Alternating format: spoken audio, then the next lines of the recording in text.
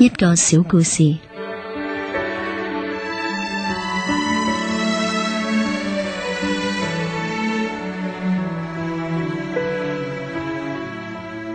《呂氏春秋》裏面有一段講孔子佢周遊列國，嚟到陳國同蔡國之間，因為兵荒馬亂、旅途困頓，三餐都係以野菜果腹。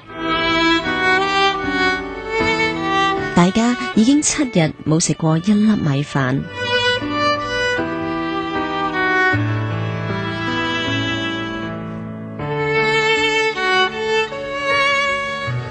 有一日，顏回好唔容易先揾到一啲米，就開始煮飯啦。飯就嚟熟嘅時候，孔子見到顏回佢揭起嗰個鍋蓋，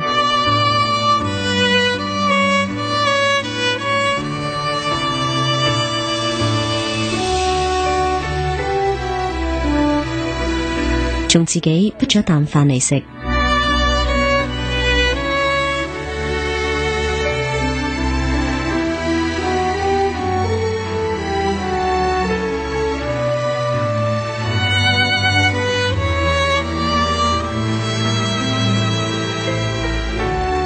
孔子冇即刻揭發佢，就咁當睇唔到，當冇事，但係心裏面就喺度諗，點解呢？點解佢會自己食咗先嘅？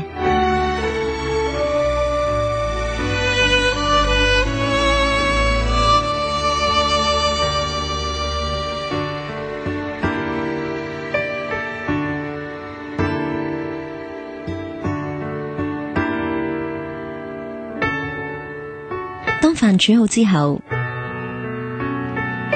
孔子就好似若無其事咁同顏回講：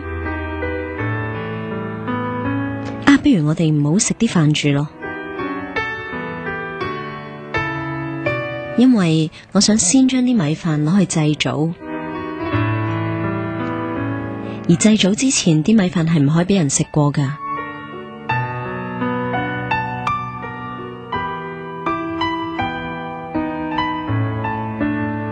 顏回即刻同佢講：唔得啊，啲飯頭先我已經食過啦。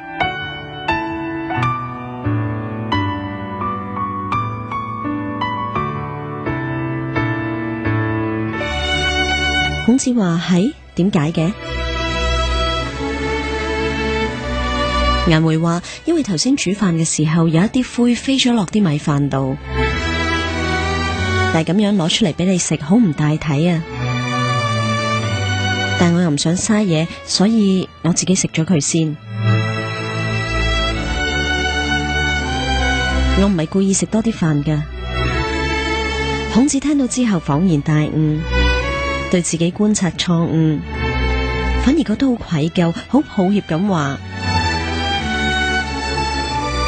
我竟然對住顏回，我最信任嘅人，我仍然都會懷疑佢，可見我內心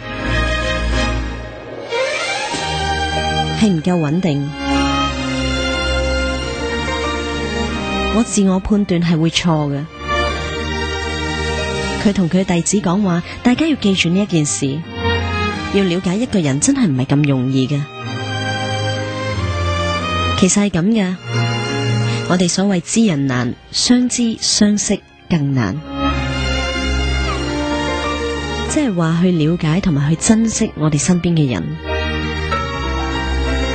每一件事都一定要從上下左右前後多個角度嚟認識嚟辨知。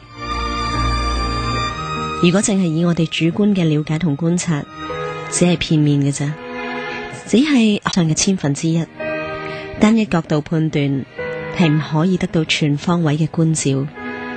記住呢樣嘢的話，人與人之間可能會少好多嘅誤會。